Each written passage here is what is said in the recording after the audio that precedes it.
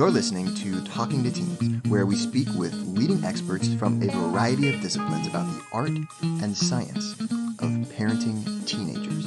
I'm your host, Andy Earle.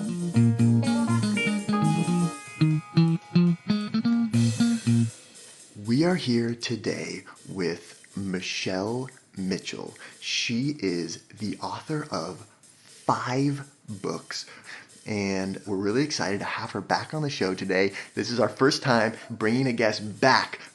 This lady is everywhere. She's been on the Today Show, Channel 10 Morning News, ABC Radio. I mean, she's all over the place. And in 2000, she left teaching to found a charity called Youth Excel, which has supported thousands of young people and their families with life skills education, mentoring, and psychological services. She's been called a guiding light for parents and professionals. So I am so excited to have Michelle back on the show today to talk about her new book, which is called Self-Harm, Why Teens Do It, and What Parents Can Do to Help. Michelle, thank you so much for coming back on. It's such a pleasure, Andy. I love your podcast so much. I recommend it to families all the time. That makes me so happy to hear. I'm just really, really excited to talk about your new book today and to talk about a topic that I had thought I knew about, but after reading your book, I realized there was a lot that I needed to learn.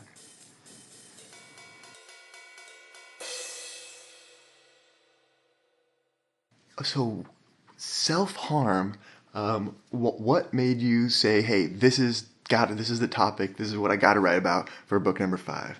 It's been such a privilege to write it, actually. I wrote about this topic because I noticed that families were really struggling to find hope-filled material, and I wanted to cover the depth of this topic, but at the same time make sure it was really practical and positive and was going to help prevent self-harm as well. I think it's really cool to be bringing this out into the open. Do you have any statistics here for us? Is this something that's common, that's happening a lot? Is this a rare kind of thing or what? As far as how many young people are self-harming, I think it's pretty widely accepted that round about 10% of young people will consciously experiment with self-harm at some stage through high school. And in Australia, that's 186,000 kids. Wow. And when I wrote this book, I sat down and thought to myself, this is for the 186 families that this year is going to discover their child is self-harming. And they don't know what to do and they don't know how to handle it. I don't know if you're interested in this, but 60% of the young people who do self-harm do so more than 4 times in a year. So you can really see the addictive properties of self-harm. And the stats of self-harm are often taken through GP clinics and hospitals, but we know that about 87% of young people who self-harm never present to a GP or a hospital. So the issue in some community studies is saying about 27%. About 14.6% of young people have thoughts about self-harm, but haven't carried them out yet. And this is a lot of the work that I do preventatively. Can we just talk a little bit about what it is and how it works? Okay, it's a really good question. And I want people to get this because I think, they say, oh, well, self-harm, it's just that cutting stuff.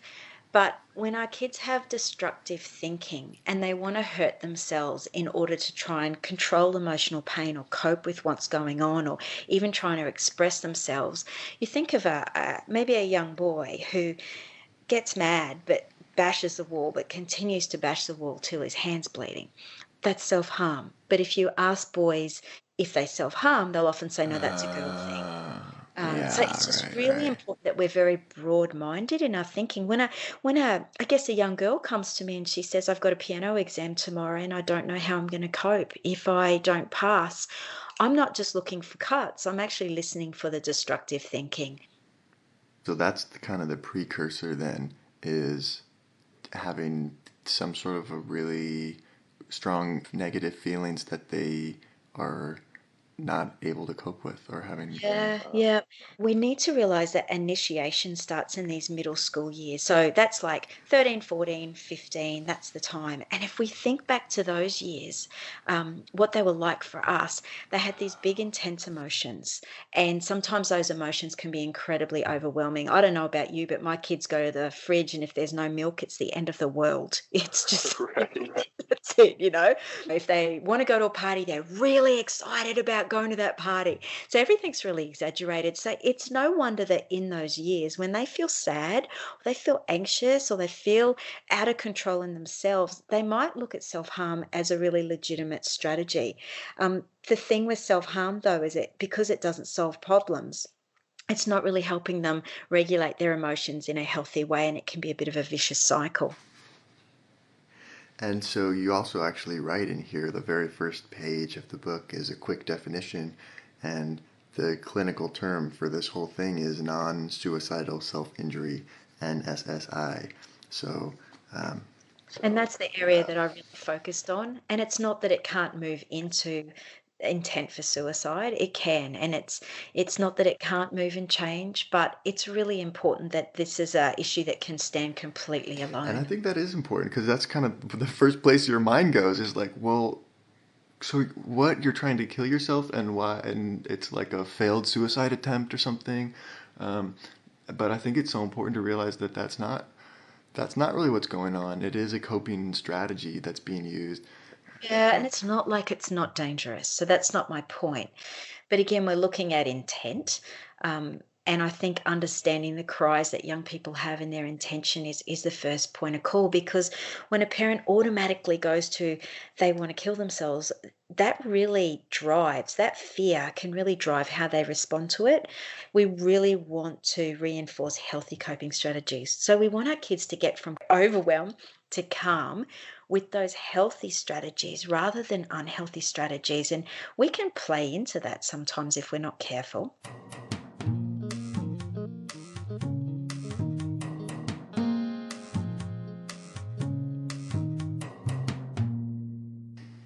I kept thinking, reading your book, about this idea from Charles Duhigg's book, The Power of Habit. He talks about a habit loop, that habits consist of these three phases: the cue, the routine, and the reward. And I kept coming back to that reading your book because it helped me to just understand why this is so addictive, right? And because you talk about it in the book, it's what we were just saying. The cue for the teenager is when they feel some overwhelming feelings of despair or When their internal dialogue starts to say, I need to stop this feeling now. I don't know how I'm going to cope if I don't just stop this. I can't cope anymore. And that real defeatist, no escape, no rescue kind of thinking, that's really when young people are in a lot of danger. yeah. So then the routine would be some sort of a negative, like you were saying, anything that involves harming your body. It's not just cutting, it's jumping from crazy heights, punching walls, holding your breath till you pass out, just risky, reckless kind of behaviors. So then how is there a reward at the end of this whole thing? Because it wouldn't this be an anti-reward because you are hurting yourself? When you think about it, like we all have a stress plus something equals relief circuit. And for me, stress plus a packet of Tim Tams sometimes equals relief. Like, I don't know, Andy, what your unhealthy habits are, but we've all got them. But stress plus a razor blade wouldn't do it for me. So we've got to remember that we've all got some unhealthy habits that we tend towards. But when young people just say, let's take the example of cutting, when they cut, endorphins are really released in their body, and there's an adrenaline and pain inhibitors are released, and young people actually report this rush or this high. It actually changes the chemical state of their body. They have a physical response to it, and it's very similar to the pain of a really good workout. And I know that's healthy and cutting isn't, but it's the same response that your body goes into to, I guess, protect itself. But also, young people's focus goes on the physical pain and the sight of the blood. And the problems that they were experiencing, or the overwhelming emotions that they were experiencing, tend to seep into the background, and it becomes that relief. But it's actually after that high that young people report the low or the numbing pain that leads to their bodies exhaustion and crash and shut down. And that recovery period, that knock on effect, is just as addictive for young people. And I hear them talk about the guilt and the hiding and the shame associated with what they've done, which leads them back into that loop of having overwhelming emotions and background that high and low phase again.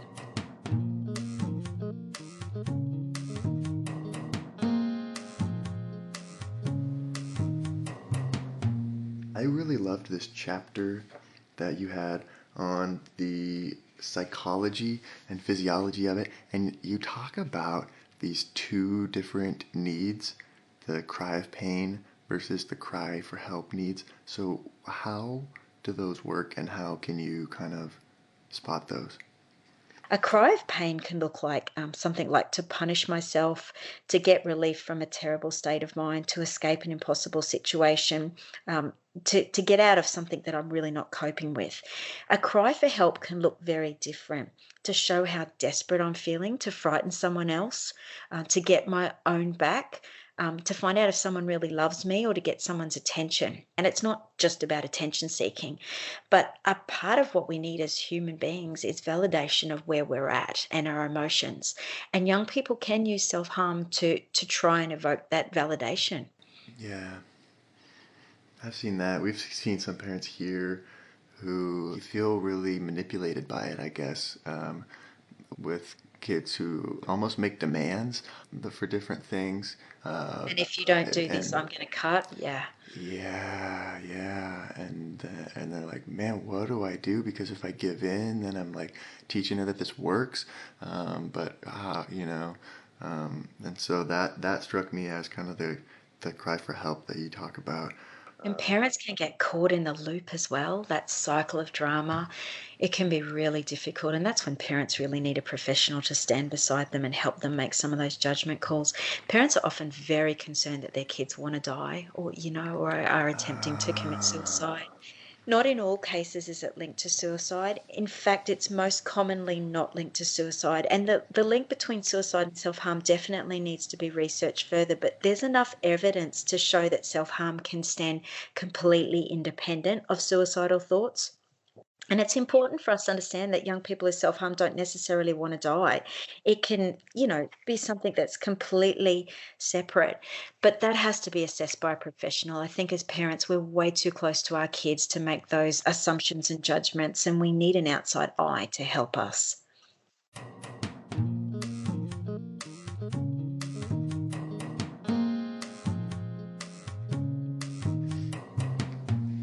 And so there was a there was a chapter in here, a whole chapter on digital self harm, which was Yeah. so fascinating to me. Did you like it? Yeah, can you tell us about what the heck is digital self harm and how does that even work? Digital self harm is when a young person might set up an anonymous profile, some kind of alias, and they actually bully themselves online. So I see young people sometimes going to the student support counselors at school and saying, look, I'm being bullied online, and they've got this history of messages and blah, blah, blah, and they're actually bullying themselves. So they're damaging or destroying their own reputation online. You can imagine if a young person has a bad day at school and they go home and they want to find out who their real friends are, doing that actually sometimes siphons out their friends. Will their friends agree with the bully, or will their friends back them up? So it's a bit of a tool Yeah. that young people have in their hand to try and change things quite quickly. It's really, really scary, and it can get out of hand very easily socially for young people as well. So what does this actually look like? I mean, like this is just someone basically in the comments on their own Instagram post or something like that. They It can would be just one, it can be hundreds, it can be messages of any sort, hate messages. If you don't break up with your boyfriend, I'm going to smash your head in. And then the girl goes, shows her boyfriend the next day, and it creates a whole lot of drama and attention around their relationship. Um, it can be any number of thousands and thousands of things. But I guess it's a tool that young people are using to shift the chemistry of things very it quickly. got me thinking about this guy that we interviewed, Mark Goulston, and he has this strategy that he calls mediated catharsis, where what he I recommends. listened to that podcast. It was Okay, so brilliant. it's cool stuff, and what you do is say all the things that your teenager is probably thinking, and it sounds a little crazy, but it works because it gets it out without, as a parent, making you feel bad because you're kind of like leading it and you're in charge of it. It strikes me that this is kind of the same phenomenon just a little bit. It's like that these kids have stumbled upon a way to use that on their friends or on their peer group because that allows them to get those comments out there and to see what's going on, but they're in control of it and it puts them back in power, and at least, um, Cry of pain, cry of help. yeah, So just think about exactly the same way. A cry for help, I want to see if someone really loves me. I want to frighten someone. A cry of pain, I'm not coping. I, yeah, I need more support. yeah, or even a cry for help, like I'm being bullied in the real world, but I don't have any evidence or think people would believe me. So I'm going to create this online thing that I for sure have evidence for so that people will That's a big one. help me. Yeah, that happens just often, and that's probably the most common form of digital self-harm that I see. It's this trying to draw attention to something that they already feel like's out of control. So I am really big on vulnerability. I just think one of the most important things parents can do is be vulnerable and share how they're really feeling. But you had a really interesting point here in your book about minimizing vulnerability for your teenager. And I thought that was so smart. It made me think, this is a super vulnerable time for them already. So you don't have to do anything to make them more vulnerable. Anything you can do to reduce their vulnerability, and then combine that with, being vulnerable yourself. How do you do that though? How do you minimize the vulnerability for Okay, your when any teenager? of us feel unsafe, we shut down, don't we? We lock up, we shut down. And when we feel judged or criticized or feel like a parent's going to overreact or blame us for everything. And I think one of the things that you just said there that was gold is when parents are put themselves in a vulnerable place, even when they say, hey, this is a family issue, and if you want to get counseling together, we will be there in the room with you, and we will be working through our stuff just with you as a part of this process. And I've seen parents do that just so incredibly.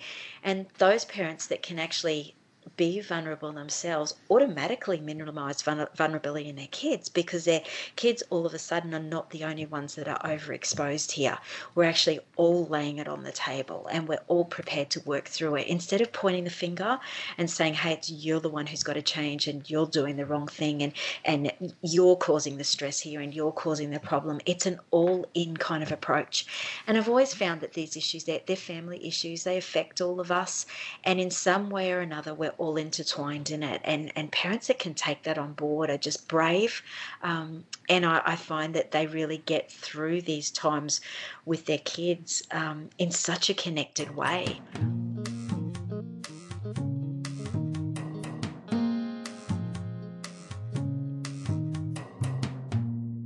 You have a big section in here about kind of having this conversation. And what I really liked was that you kind of start out by talking about your initial reaction, which we kind of talked about earlier, right? Because I think the initial reaction a lot of times is like, you're doing what? Or like you were saying, why are you trying to kill yourself? We're not good enough for you. How could you do that?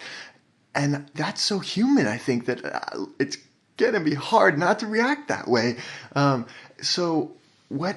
I mean, And I don't think that's all wrong as well, because kids judge the severity of something oftentimes by how we respond to it. So, whereas I say to parents, look, process your emotions away from young people so you can be your best self in front of them. So, go and see a psychologist or go and talk to someone, before you talk to a young person, just to get in the right frame.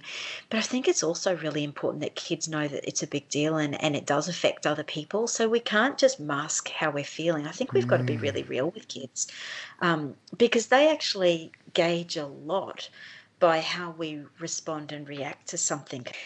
The reason I've got like the beginning, middle, and end frameworks in that chapter to talk to young people about this and have those first initial conversations is you want to try and strip the shame and the guilt away from it and really get to things like, hey, it's not that I'm angry, I'm concerned about you.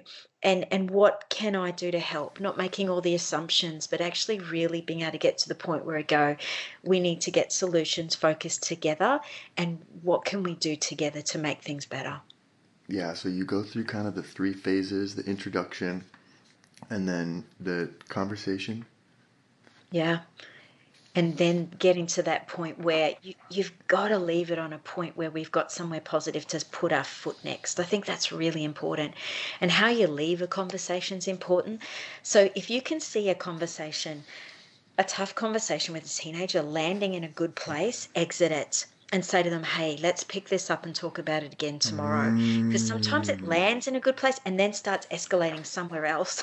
And someone says something that just triggers off some emotion somewhere and we're off. So if you can see a good landing place, 40, 45 minutes in, land it, and you can come back to it the next day, the day after. I say to parents, try and keep it under an hour because conversations that go over an hour seem to deteriorate in quality. And you've got to remember this is not the last conversation you're going to be having about it. You want to layer these conversations and keep them going because every word that you say, they're likely to go and rehearse in their mind 100 times over.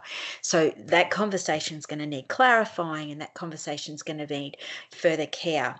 But we want to keep that first conversation quality. We want to bring that to them. And I say to parents too, what you say and what you do right now matters. It matters and it's likely to sink really deep into your child's heart. So seize this moment as a key opportunity to help them develop and also connect with them.